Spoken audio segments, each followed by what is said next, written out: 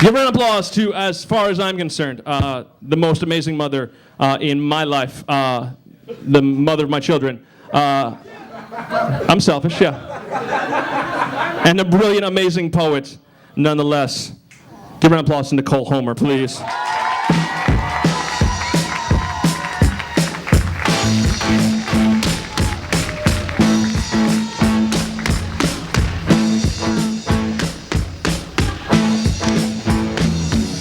I put a ring on it. That's awesome.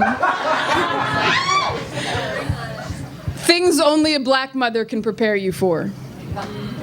From my two older brothers and their friend Jason. The oldest sat in the passenger seat. He grew his first mustache at 13. His little brother's chest was still a bird cage sitting in the back seat of his best friend Chevy. Jason was crooked gap grin, dirty jokes, and the only white face among the 5 boys. He was the smallest. By 1 1/4 inches, his dick jokes all had the same punchline. Jason sat in the back seat between 2 black boys, each one of them next to a rolled-down window. In the front, 2 more black boys, 2 more open windows. All 5 boys in the car sang in unison with the radio and prayed to the same God. For years now, they had whispered in the back of the church about girls who stood in the front of the church whispering about them.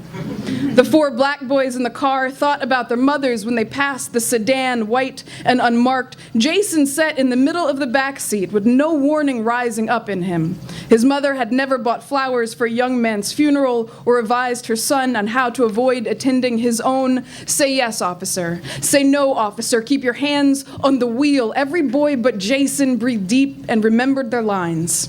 When the red and blue noise tangled in the air above the car, the Chevy answered by bringing its body, already more rusted than when they had left home, to the shoulder of the road. 4 of the boys were pale as dead men. The officer pulled them out of the car with only his voice and his badge. Jason was praying to the same God his friends were, those 4 black boys eyeing the blue uniform and the familiar face it wore. Jason got half-hidden sideways looks when the officer pulled him away from the others and spoke to him in hushed tones. "Are you okay?" He did not understand.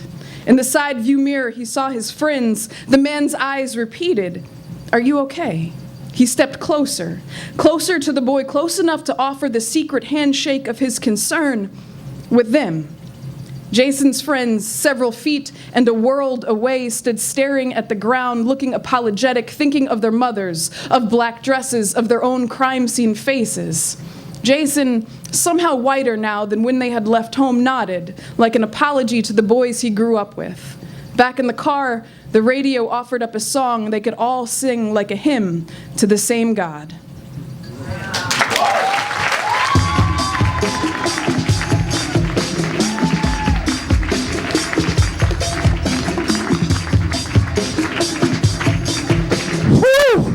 Nicole Homer, everybody. Round of applause for Nicole Homer.